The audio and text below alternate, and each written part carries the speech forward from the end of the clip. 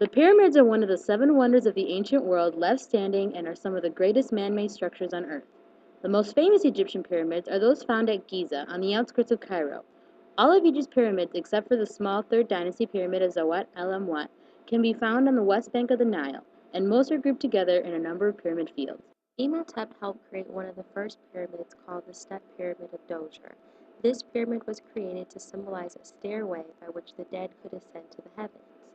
There were three types of pyramids: step pyramids, bent pyramids, and true pyramids. Step pyramids are those that have a staircase-like feature, which includes separate levels of stones.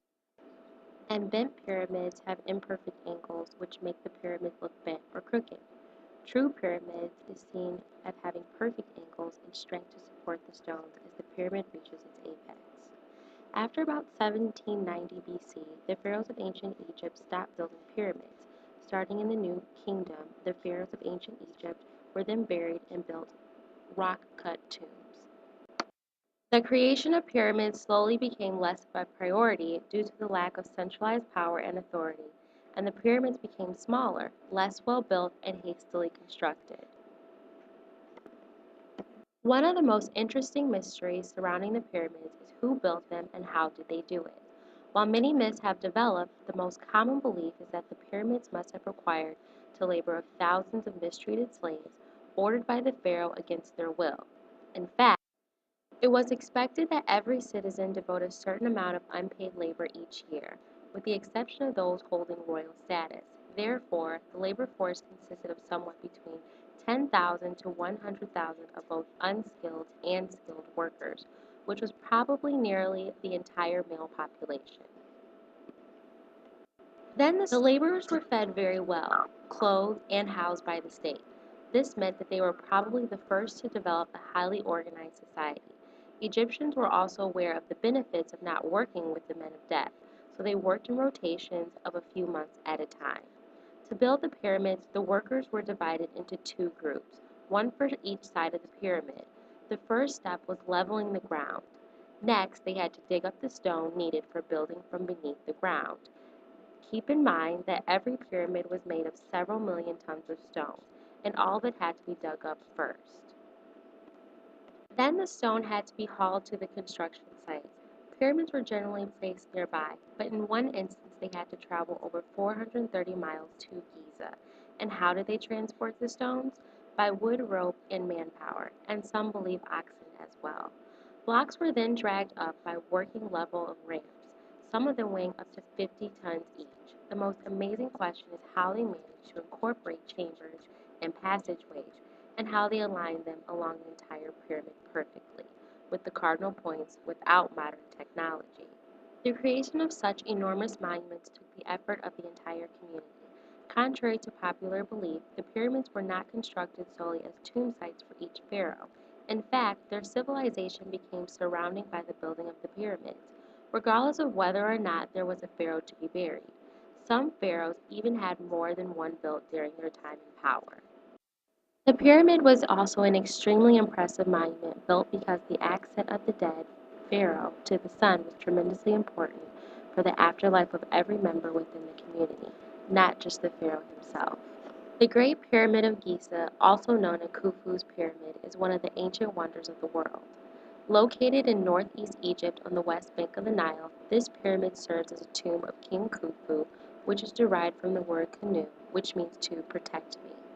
Khufu was the second pharaoh of the 4th dynasty for the Old Kingdom, and his reign lasted 23 years. He is well known for the construction of the Great Pyramid of Giza, which is considered one of the tallest buildings and most famous in the world. The Pyramid of Giza required 100,000 men that worked for 20 years, 3 months at a time. These work periods clearly corresponded to the 3 seasons of the ancient Egyptian calendar. Each side of the pyramid was 230 meters long with a height of 147 meters. It contained roughly 2.6 million building blocks, and it has an overall weight of approximately 6.5 million tons. Even today, with all our modern science and engineering, we would not be able to build a pyramid like the Great Pyramid of Giza. The Great Pyramid is simply remarkable. It guards chambers, passages, galleries, and ventilation shafts. The first chamber is carved into a bedrock about 120 feet beneath the surface and is aligned perfectly under the center of the pyramid. The chambers connect to complicated passageways, creating a maze that extends 70 yards through the pyramid. The second chamber is located above ground and was called the Queen's Chamber, but we now know it was never intended to house one of Khufu's wives, but perhaps a sacred statue of the king himself. The third chamber is the King's Chamber, which held a red granite sarcophagus that measures 34 by 17 feet, placed almost exactly at the center of the pyramid, and its roof is composed of mined slabs of granite weighing 400 tons. The sarcophagus was so large that the pyramid was actually constructed around it. The passages provided a continuous supply of pure air to the chamber and kept the pyramid dry in all seasons. Within the pyramid is also a great gallery extending 150 feet with a height of above. Around the base of the pyramid, archaeologists believe that there were four smaller pyramids, which three are still standing today. Moreover, Khufu's contemporary Egyptian subjects may have seen the Great Pyramid in a different light. To them, the pharaoh was not just a king, but a living God who linked their lives with those of the immortals. The pyramid, as an eternal tomb for the pharaoh's body, may have offered the people reassurance of his continuing influence with the gods. The pyramid wasn't just a symbol of regal power, but a visible link between earth and heaven.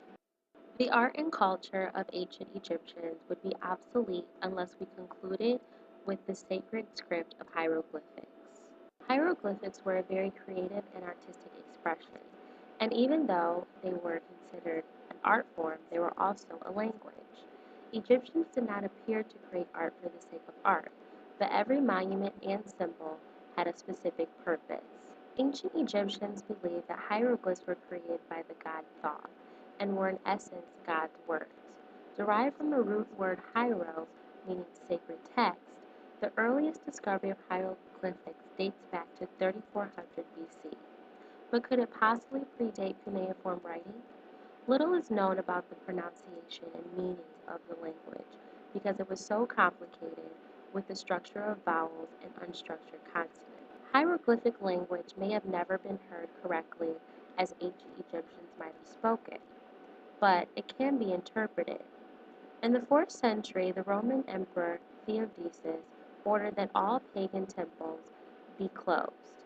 Some hieroglyphic images were either defaced or destroyed, and it wasn't until the 19th century that Jean-François Champollion managed to interpret the sacred text. The Frenchman found that the ancient Egyptian text was a writing and a language, and it used objects to represent a sound or an idea.